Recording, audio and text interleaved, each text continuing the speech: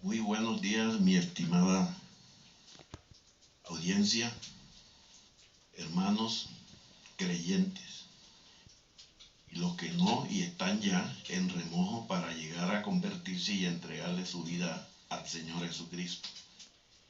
Quiero darles en esta mañana una palabra que está en Juan 16:24. Dice, se las leo: hasta ahora nada habéis pedido en mi nombre. Pedid y recibiréis.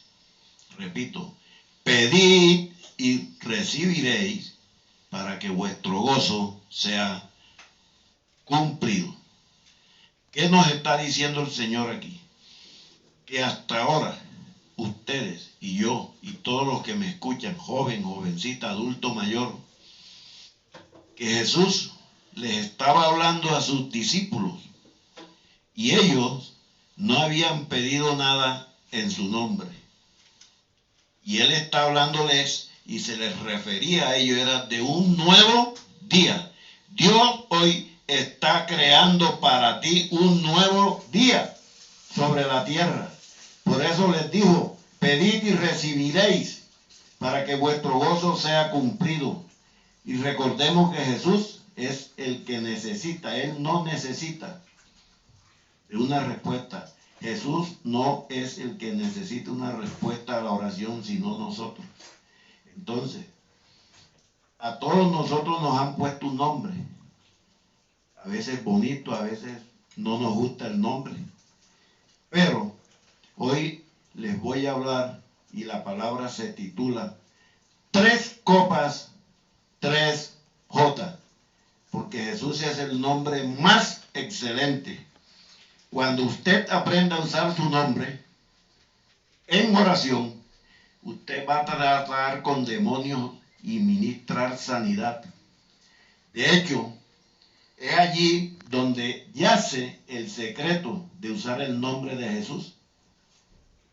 Hemos dependido demasiado tiempo en nuestras habilidades para liberar a alguien o sanar a alguien, cuando en realidad el nombre de Jesús es el que lo hace.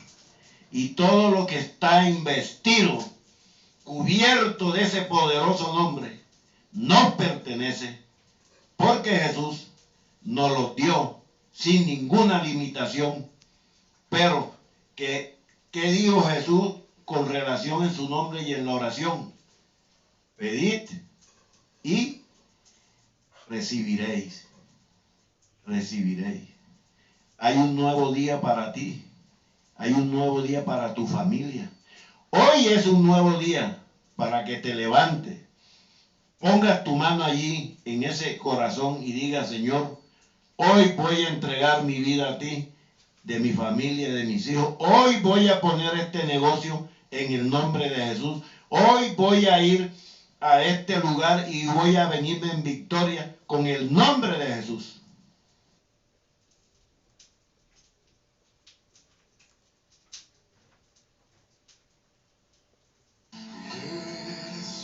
Exaltado, tu nombre levantamos, aleluya. Aleluya. Vamos, levanta la voz. Adórale. Donde estés, en tu lugar de trabajo, en tu casa, en una alcoba, en un taller que estés trabajando, en tu propia empresa que estés hoy domingo realizando tus quehaceres. Visítalo. Visítalo, Jesús.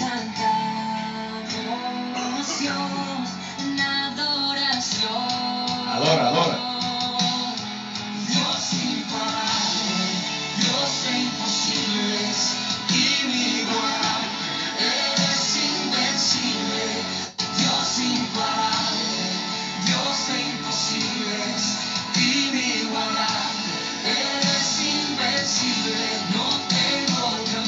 Levántate, levántate de esa silla.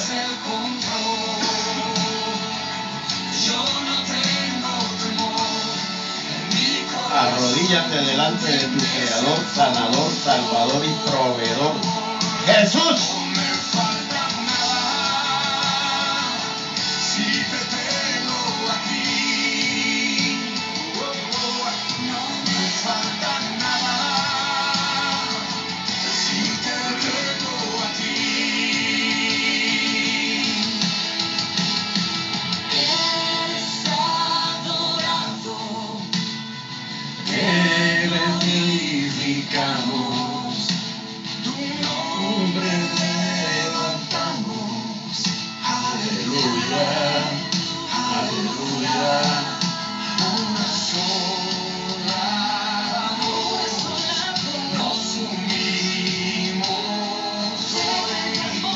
Vamos, abraza al que tienes allí a tu lado.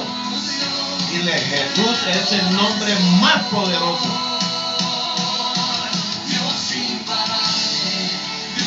Créelo. Créelo lo que vayas a hacer en el día de hoy o de mañana. La fe no viene por el ver ni el oír. Cree en tu corazón. Créelo. Créelo que lo que te le estás pidiendo lo vas a recibir. La fe.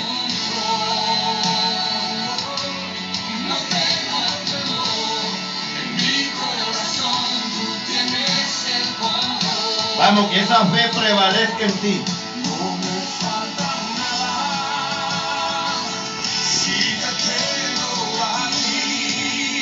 Vamos, que Él está contigo en esta mañana y todos los días.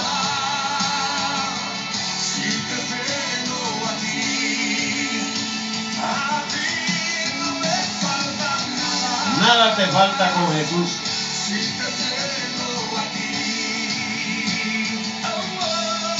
Todo lo que le pidas con fe, dice la palabra, lo recibiréis.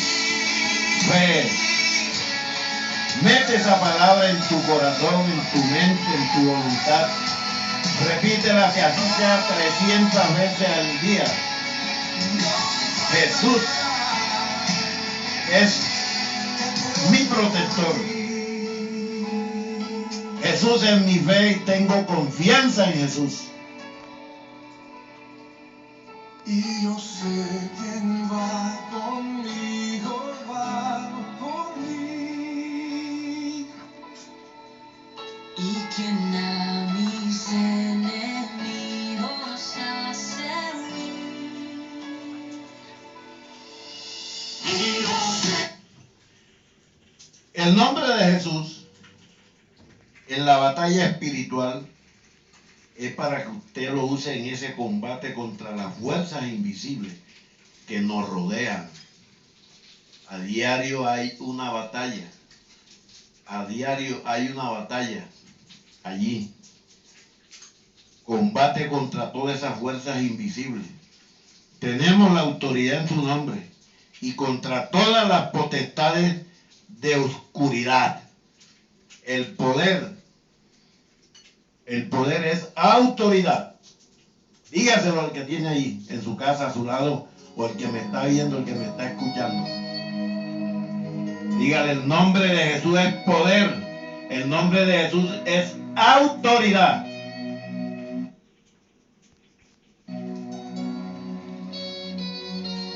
No entiendo cómo siendo pecador fuiste a la cruz por mí, lo entregaste todo, no te reservaste nada,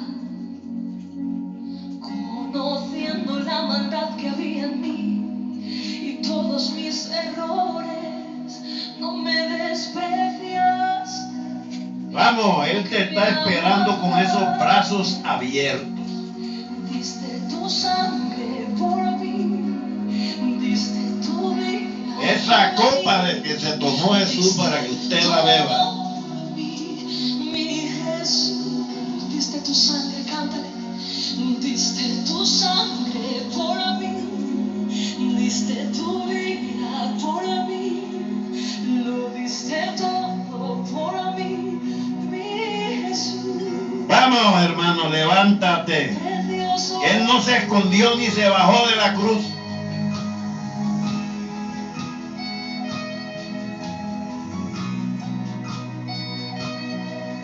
un nombre que es sobre todo nombre.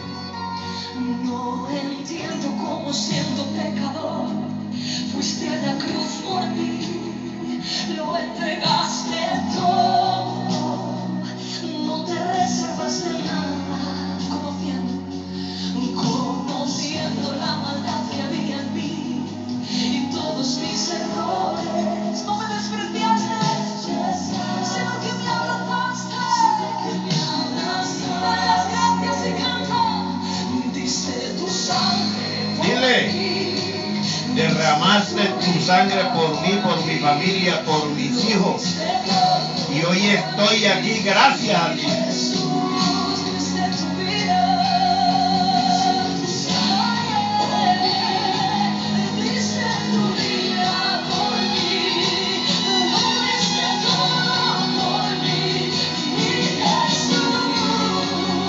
Vamos, que ahí se desató en esta humanidad la batalla más grande que ha tenido el mundo y el universo y que no ocurrirá nunca jamás.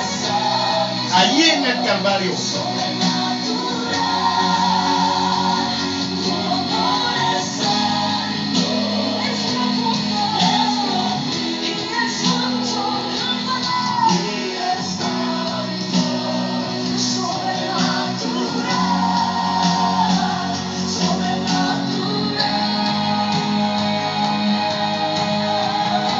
Bienvenido aquí, papá. Bienvenido aquí, Jehová de los ejércitos, varón de guerra. Bienvenido aquí. Bienvenido aquí, a este lugar.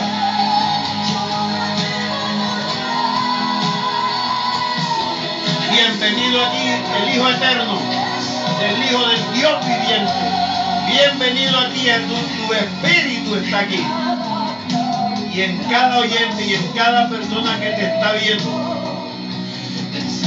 No vayas a cambiar el canal a buscar otra cosa que no te dé bendición.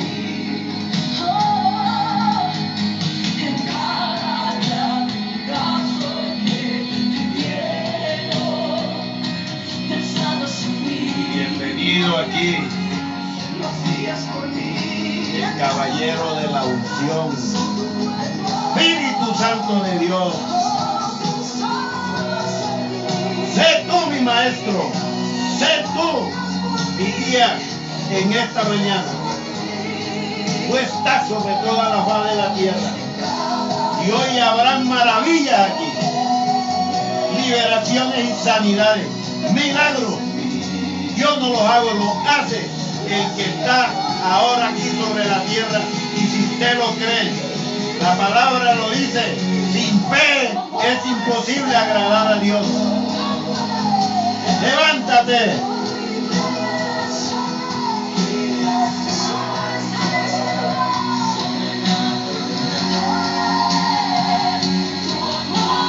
Toca los espíritus desde ya, allí, en esa casa, en esas oficinas, en esa empresa.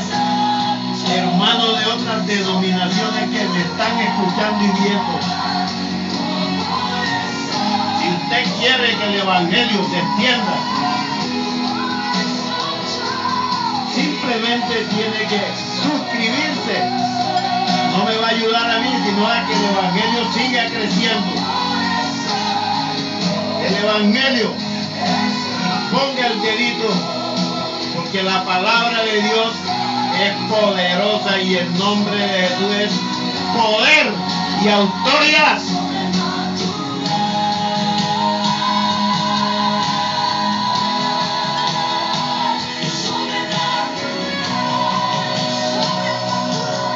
Sobrenatural.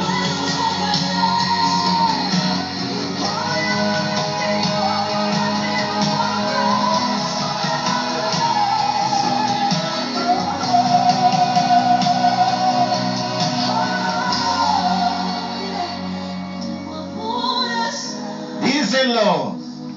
Ahí están rodando esas lágrimas por tu mejilla. Tienes esos ojos porque a ti te está hablando hoy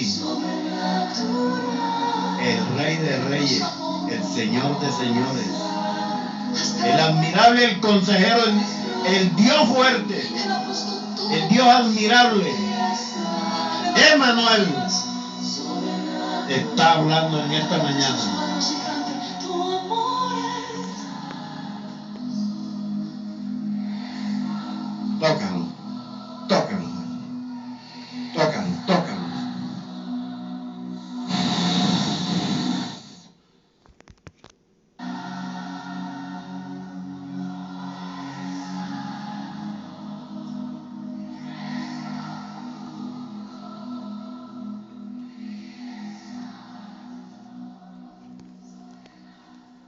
Bien, hermano, la palabra dice en Marcos 16, los versículos 17 y 18. Y estas señales seguirán a los que creen en mi nombre. Echarán fuera demonios, hablarán nuevas lenguas, tomarán en sus manos serpientes, y si bebieren cosa mortífera, no les hará daño. Y sobre los enfermos pondrán las manos y ellos sanarán. Es una palabra, es un nombre que es poderoso. Y lo estamos corroborando allí con la palabra, con la Biblia, que es la que debe estar en nuestros corazones y en nuestras mentes. Ante toda dificultad, ante toda crisis, ante todo problema que tengas tú allá en tu casa, alguna enfermedad allí con tu familiar querido, en una UCI o donde esté, ese es el nombre poderoso que lo va a levantar de allí donde está. Dice la palabra, el nombre de Jesús. ¿Qué implicaría este nombre?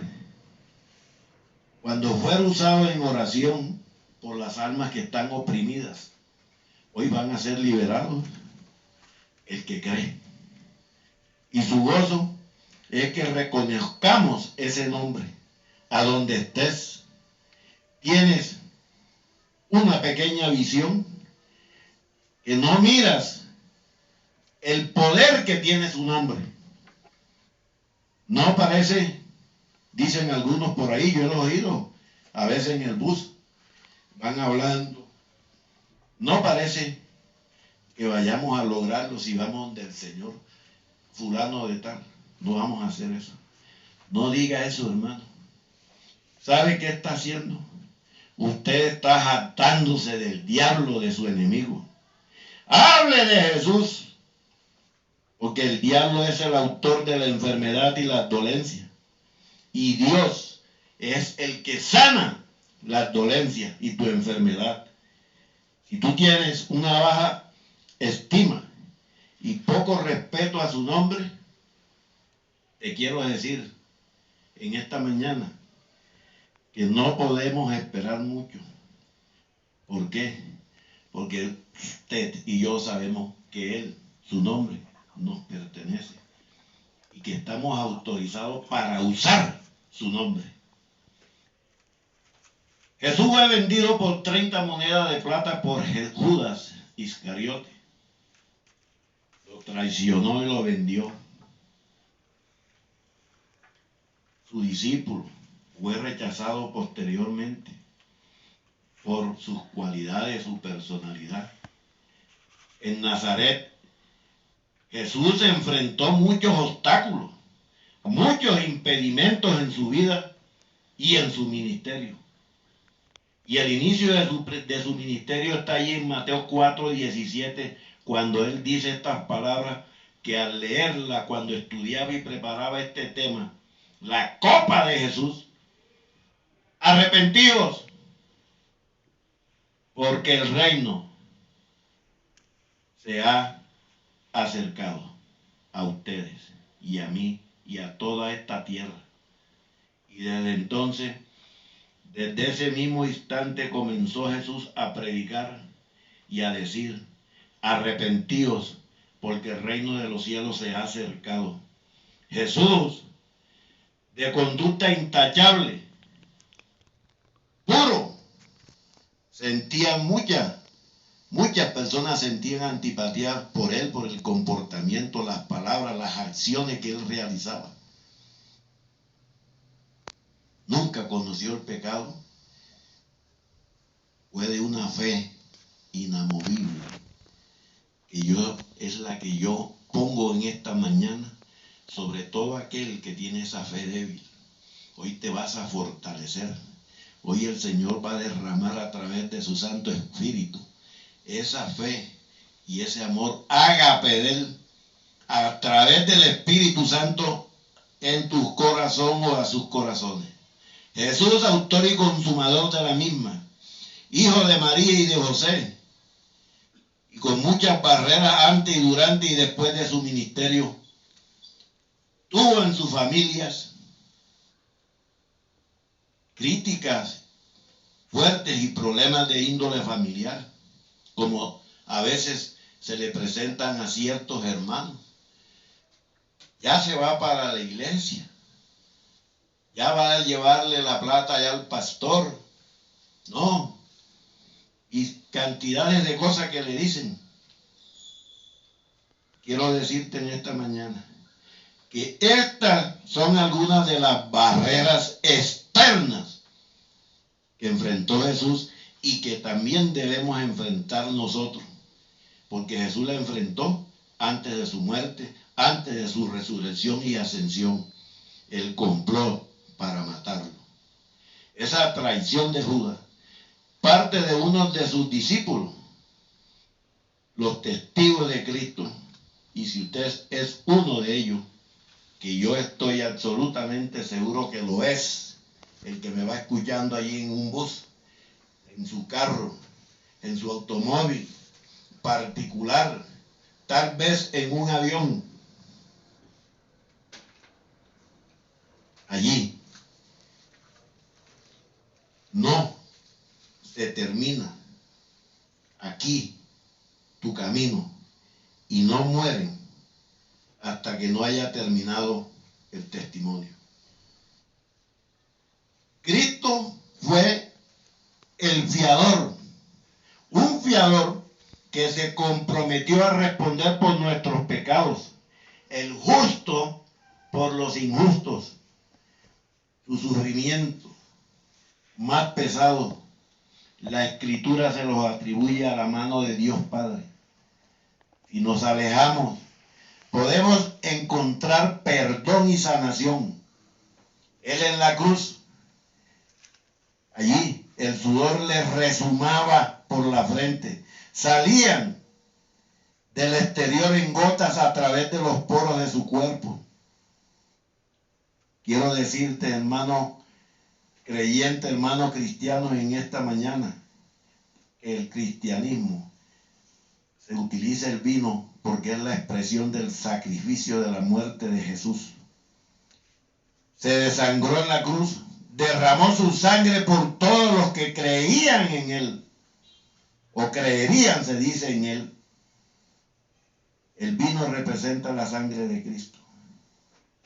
Quiero hacerte unas preguntas. ¿El pecado es el escape de tu vida?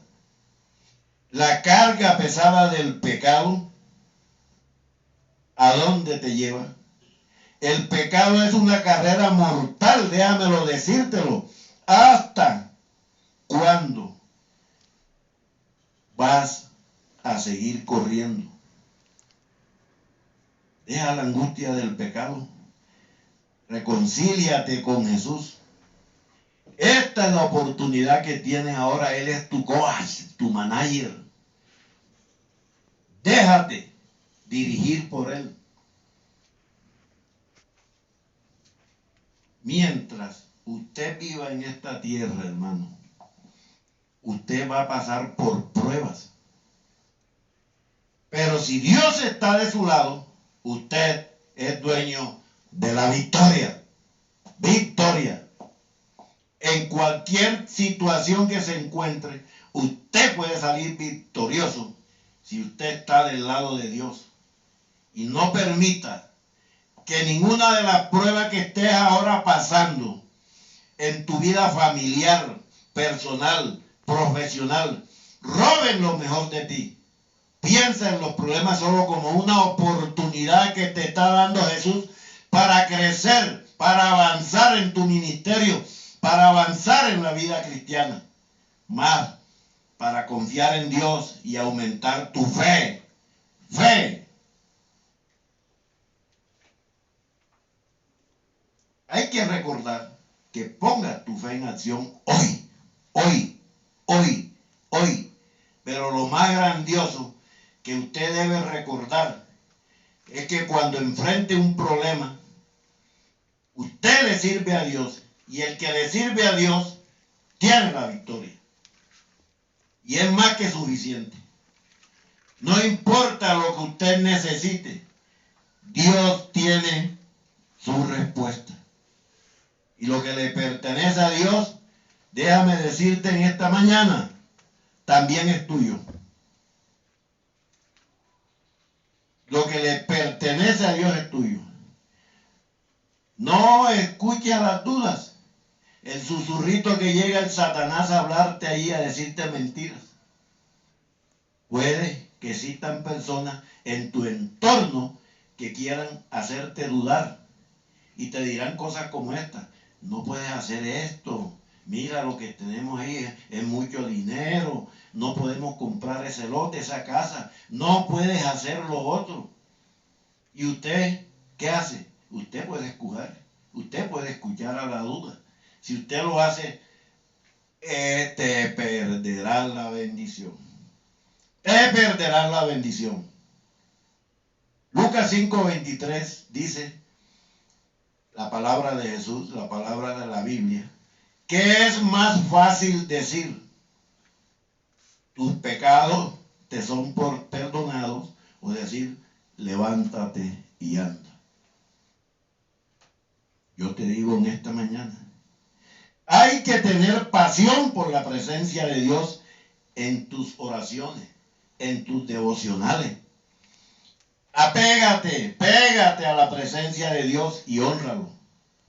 Pero quiero hacerte y explicarte esta pregunta. ¿Cómo nos llegó este nombre de Jesús, tan excelente nombre, a nuestra vida? El nombre de Jesús es grande, porque heredó un gran nombre por sus logros, conferidos sobre él por el Dios Padre.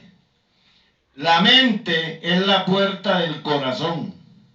Mientras estas verdades se aclaran en nuestros corazones, porque veo que hay personas que tienen muchas dudas de la palabra de Dios, de su poder y del nombre de Jesús. Hay gigantes en la tierra. Así leía en el Antiguo y se decía en el Antiguo Testamento. Porque esto hará que usted llegue a ser, si usted cree y con fe, yo declaro que usted llegará a ser un gigante espiritual. Espiritual. Si usted vislumbra esto, hará grandes hazañas en el nombre de Jesús. Escóndete en él. ¿Qué dice Hebreos 2:9? Que Jesús, coronado de gloria y de honra, a causa del padecimiento de la muerte, que por la gracia de Dios gustó la muerte por todos. Gustó algo que él lo recibió y le agradó y lo tomó a pesar de que era esa copa amarga para él. Dios le dijo a Adán en el huerto, ¿dónde estás? Y él respondió, tuve miedo y me escondí allá en el Génesis 3:10. ¿Y por qué se escondió? Sencillo, porque él había pecado. El pecado nos separa de Dios, es muerte espiritual. Quiero decir, separación de Dios. Jesús no se escondió, él decidió obedecer a su Padre. Vale más la obediencia que los sacrificios. Jesús probó la muerte espiritual por cada uno de nosotros y llegó a ser lo que nosotros éramos, pecadores, para que llegáramos a ser lo que Él es. Pero la Biblia dice en 2 Corintios 5:21, al que no conoció pecado por nosotros lo hizo pecado, para que nosotros hubiésemos hecho justicia de Dios en Él. Justicia de Dios en Él. Al que no conoció pecado por nosotros lo hizo. pecado, para que nosotros fuésemos hechos justicia de Dios en él. Jesús es el Hijo eterno, el Hijo del Dios Todopoderoso. Dios le dio un nombre, es decir, Él se lo otorgó, que está por encima de todo nombre. Filipenses 2:9 al 11, ahí encuentra esta aclaración. Debemos tener el conocimiento de la palabra de Dios en nuestros espíritus, en nuestros corazones, en nuestro interior, porque el nombre de Jesús, déjame decirte, funciona, sí funciona. Pon la fe y sí funciona. Rompo ahora el poder del diablo sobre la vida de una persona que me está mostrando el Señor allí, anciana que está recluida allá en un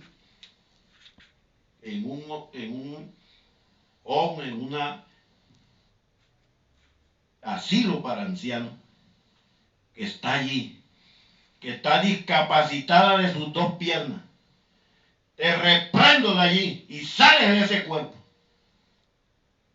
Y todo principado, y toda autoridad, y poder y señorío, y sobre todo el nombre que se nombra, el nombre de Jesús en toda la Biblia.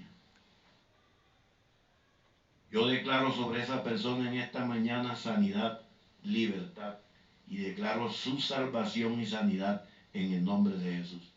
Colosenses 2:15.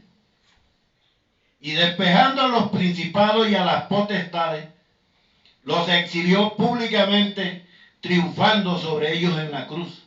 Algo parecido a lo que está en Efesios 6:12. Allí Jesús los venció.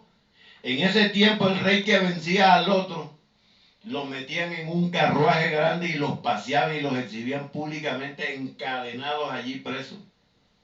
Oye a ti, diablo, tú vas dentro de ese carruaje derrotado, vas en ese carruaje desarmado, destronado, destruido y derrotado, porque la palabra escrita está, y allí dice el Señor, la palabra, en Lucas 11, 21, 22, que cuando el hombre fuerte armado guarda su palacio en paz, está lo que posee.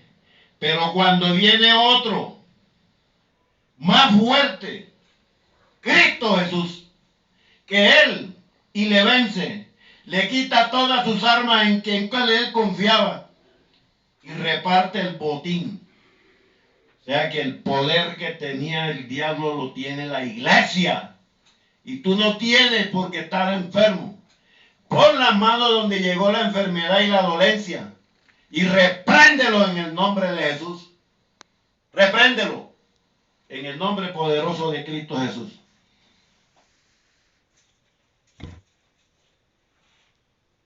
Quiero hacerte una pregunta. ¿Cuál es tu perspectiva correcta? ¿Tú quién eres en Cristo? ¿Tienes buena apariencia física? Demuestra el Señor. ¿Tienes muchos amigos? ¿Gozas de mucha popularidad? Sí, tú que me estás huyendo es contigo. ¿Tienes dinero? Y en el mundo, te quiero enseñar en esta mañana, lo que hacemos determina lo que somos. Establece tu vida cristiana. No esté de iglesia en iglesia. Sobre lo que creemos, allí establece tu vida cristiana. Y no la establezcas por tu comportamiento, por tu dinero, por tu popularidad. ¿Cuál es tu posición en Cristo? ¿Quién eres tú? Y déjame recordarte que tú fuiste comprado por precio de sangre, que perteneces a Dios, que eres miembro del cuerpo de Cristo, que eres un santo y que estás libre de condenación y estás escondido con Cristo en Dios. Dígale al Señor Jesucristo ahí, soy un ciudadano de Cristo, soy nacido de Dios y el maligno no me puede tocar. Soy importante, soy la sal y la luz de la tierra, soy testigo personal de Cristo, soy un colaborador de Dios. Dígaselo allí con sus palabras. En Mateo 20:28 dice, como el Hijo del Hombre no vino para ser servido, sino para servir. Lo mismo lo dice allá en Marcos 10:45. Y ahí agrega que el propósito, cuando Dios llegó, el Señor Jesús, la hora del tormento, le titulé yo esto, había llegado a él. El propósito de su llegada estaba por cumplirse. Sabía que había nacido para llevar sobre sí mismo el pecado de sus escogidos. ¿Y qué pasó? Hubo una convocatoria de sus amigos más allegados, más cercanos al Getsemaní. Getsemaní es un huerto lleno de oscuridad y tormento para Jesús. Como muchas veces en las iglesias hacen eventos, en cualquier denominación, hacen convocatorias de ayuno, de vigilia, hacen convocatorias para muchas actividades y ninguno va. El Dios encarnado estaba allí como el segundo Adán, recibiendo toda la culpa del primer Adán. El lugar perfecto, el momento ideal en el medio de esa oscuridad tenebrosa y la culpa que causaba mucho terror en su interior, en su humanidad. Jesús decidió obedecer al Padre y a pesar del dolor, del sufrimiento y el tormento que usted y yo no padecimos, sino que fue Él. Hoy quiero hablarle algunas de esas verdades de la copa de Jesús. Cristo sufrió allí. Hubo un testigo presencial de todo, Cristo Jesús, y un único culpable, Cristo Jesús. Cristo sufrió el mayor dolor de un ser humano que haya podido enfrentar para darte libertad a ti, a mí, a toda la humanidad. Y la mayor deuda que jamás usted, ni yo, ni nadie pudiera pagar. Recuerde, la agonía de él en la cruz fue una situación indescriptible. Allí, la palabra en Mateo 26:38, Jesús lo dijo y lo comprobamos con la Biblia. Jesús dijo, mi alma está muy triste hasta la muerte. Cristo dijo eso. La segunda persona de la Trinidad, Jesús, estaba sufriendo lo que jamás sufrirá ni había sufrido nadie en esta tierra. Y él jamás había sentido el peso del pecado, porque él nunca pecó. Esto nos deja ver ese dolor tan desgarrador que él enfrentó. Horrores y toda clase de angustia que enfrentó Jesús. Todo esto lo sufrió su ser, su naturaleza. Y al ver algo terriblemente espantoso cuando yo leía, su vida estaba siendo entregada y en rescate por toda la humanidad, como está en Mateo 20:28 y en Marcos 10:45. Él estaba siendo hecho pecado, es decir, que la ira de Dios Padre estaba él experimentando los dolores de la muerte física y eterna en reemplazo por nosotros. Quiero también ir un poco más rápido para abarcar este tema precioso. Este pasaje nos enseña que Jesús sabía por qué razón sentía ese dolor tan profundo que tan solo pidió, si es posible, pasa de mí esta copa. Esa copa que le causaba tanto dolor y que deseaba evitar la copa de la ira del Padre, como está en el Salmo 75:8 y en Isaías 51:22, que dice, Vamos a leer aquí rápidamente. Dice: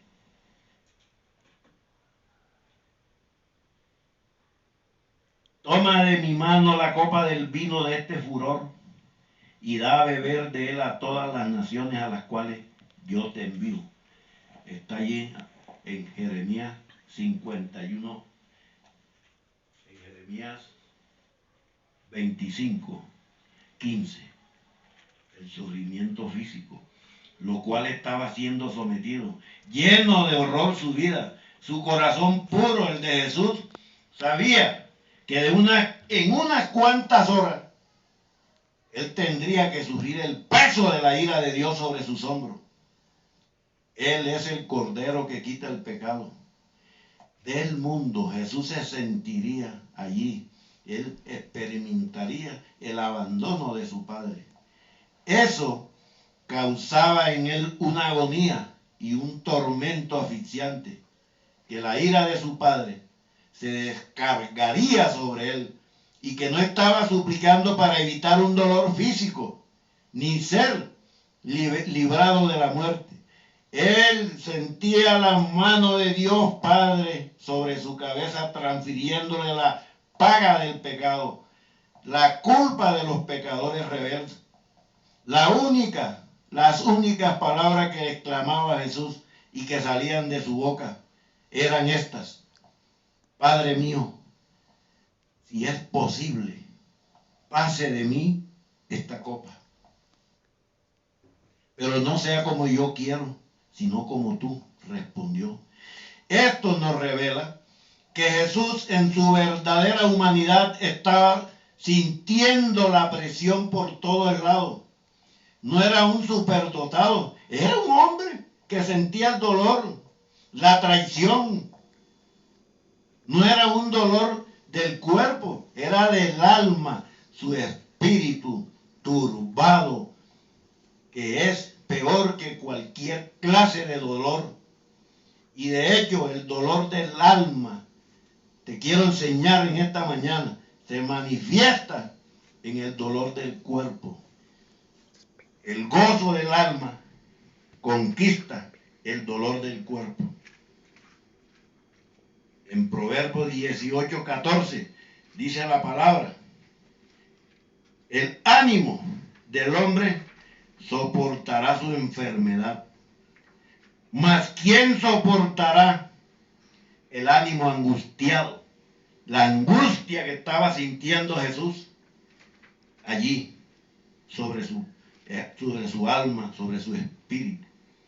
Esto era una agonía consciente de la culpa que veo fuera de toda la ira de Dios.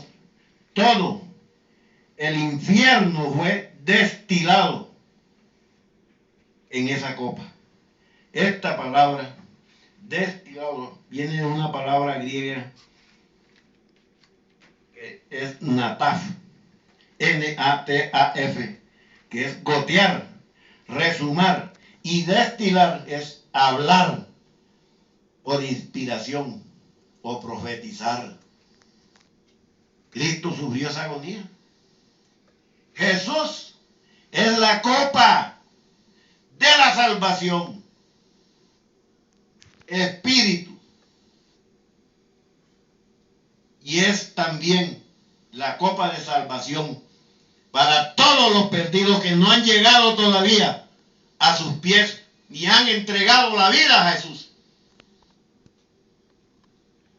por darnos la libertad, la mayor deuda que jamás pudiera pagarse. Él se presentó delante del tribunal justo y santo del Dios eterno, con todos nuestros pecados sobre sus hombros, sin faltar ni uno solo. Se presentó como el ladrón, se presentó ante ese tribunal como el mentiroso, como el egoísta, como el lujurioso, el inmoral, totalmente vestiduras de podredumbre producidas por el pecado. Se presentó como el culpable de juicio para recibir el veredicto, el fallo de culpable y después el castigo más horrendo que fue el abandono del Padre porque lo halló culpable. Qué horrendo castigo. Y muchos continuamos hoy aquí como si nada. Que el justo, el perfecto, recibiera ese castigo por pecado que nunca cometió. Mas el herido, dice la parábola, fue por nuestras rebeliones y por sus azotes que recibió en sus espaldas del látigo romano. Por esas heridas somos sanados. Gracias a su sufrimiento somos justificados ante Dios. Isaías dice que necesitábamos ser justificados ante Dios y todos éramos como ovejas descarriadas. Todos habíamos tomado nuestro propio camino de pecado. Tu iniquidad, Dios la puso sobre los hombros de Jesús. Esta es la verdad, la realidad de lo que Jesús hizo en esa copa, como Jesús sustituto por nosotros los pecadores. Pero si usted confía en Jesús, su pecado ya ha sido pagado. Nuestros pecados son cubiertos para siempre. Su justicia la recibimos como un regalo. Regocíjate, hermano, plenamente, porque lo que Cristo Jesús hizo en la cruz nos salvó y nos salva de la condenación eterna y nos da esa paz con Dios. Paz con Dios.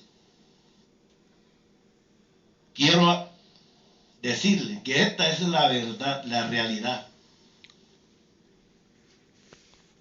Regocíjate, regocíjate. Hoy te invito a compartir y recordar que Cristo sufrió el mayor dolor que un ser humano pueda enfrentar para darte libertad de la mayor deuda que jamás pudiéramos nosotros pagar. El arrepentimiento está asociado tanto a la fe como a la conversión. Quiero darles y enviarles esta palabra también a todas aquellas personas que están allí recluidas en las cárceles de toda Colombia y fuera de Colombia. El Señor en esta oración, en esta mañana me decía allí, para todos los que están presos, un abrazo fraternal y que Dios les dice, no importa el delito que hayas cometido, arrepiéntete de todo corazón, ven a mí, ven a mis brazos, que yo te estoy esperando.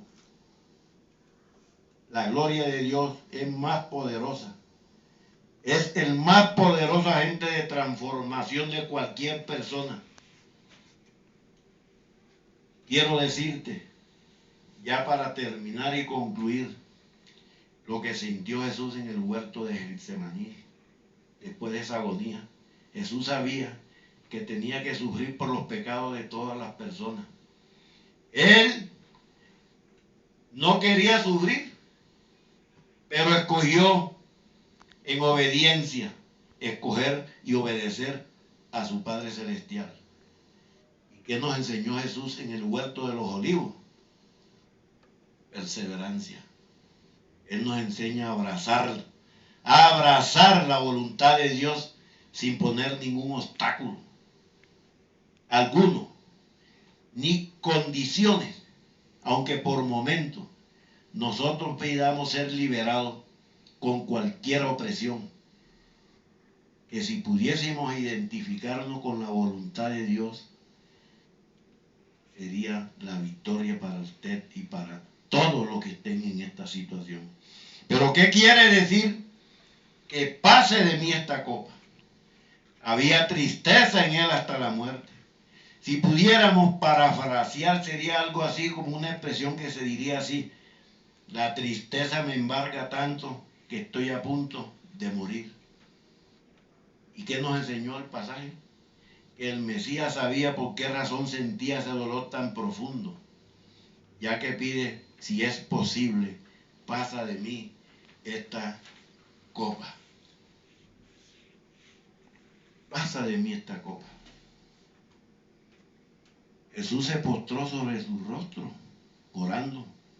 La batalla espiritual, muy a menudo usted la gana o la pierde antes de que llegue una crisis o llegue un problema. Allá en Mateo 26, 47 al 50, usted va a encontrar ahí que Judas traicionó a Jesús en el huerto del Getsemaní. Y que salieron de esa boca de este discípulo palabras vacías, hipócritas. En la Biblia, como decirle, salve, maestro, en la boca de Judas, cuando él nunca le dijo, Señor. Diferente a las amorosas palabras sinceras que salieron de la boca santa de Jesús, que lo llamó amigo. Un contraste.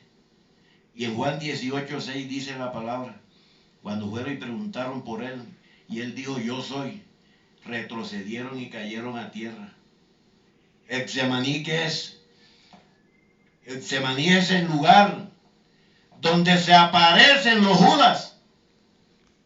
Es el lugar que tú recibes presión de todos los lados. Y los Judas vienen de las personas que más amamos.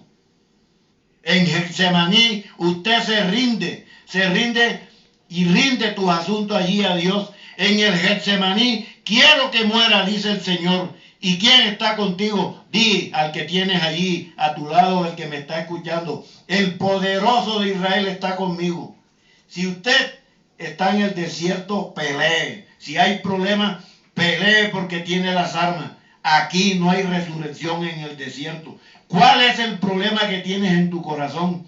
La falta de perdón, la amargura. ¿Te ofendiste con Dios por cualquier razón? ¿Con quién no estás o con quién estás enojado? ¿Estás ofendido con alguien desde hace mucho tiempo? Dice el Señor. Y me dice, dile que saque esa ira o el hoyo se te abre más. No sea como Absalón, que cometió traición contra su padre David. Allí en 2 de Samuel 15, 1, 7. Este es el espíritu que está dividiendo a las iglesias cristianas, pequeñas, grandes, medianas. Ese espíritu absalónico. Ahora, dice el versículo 5, ladrón. Los espíritus se atraen entre sí. Déjame decirte que los espíritus se atraen entre sí. El chismoso busca el chismoso. El rebelde se atrae con el rebelde, el traidor con el traidor. Déjame hacerte esta pregunta con todo el respeto. ¿Quién es tu padre espiritual? ¿El espíritu absalónico o Jesús de Nazaret? Getsemaní es el lugar donde morimos, donde Dios nos mata. Jesús rindió su voluntad en el Getsemaní. Jesús rindió su voluntad allí en el Getsemaní. Rinde tu dolor, rinde tu voluntad allí, rinde tu asunto cualquiera que sea, porque en el Getsemaní sí hay resurrección. En el Getsemaní hay resurrección.